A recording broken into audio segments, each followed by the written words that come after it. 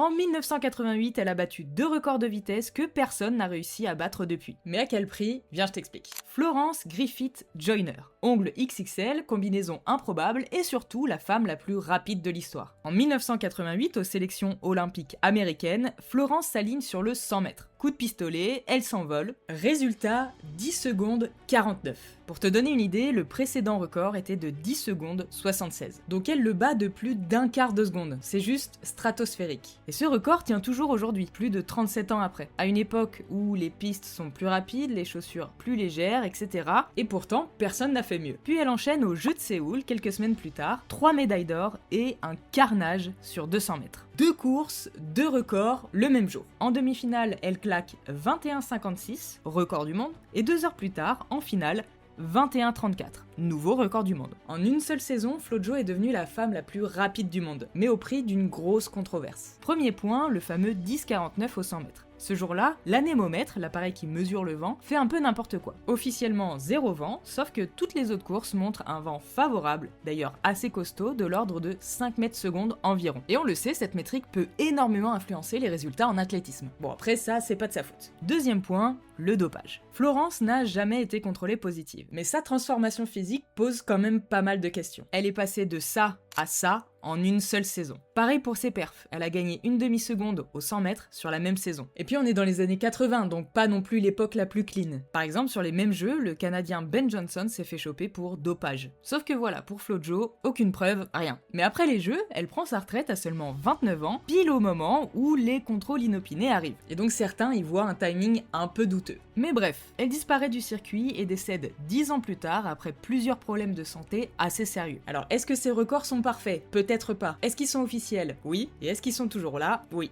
C'est le sport. Allez, dis-moi en commentaire ce que tu penses de ces records. Moi je file, abonne-toi et surtout prends soin de toi. Bise.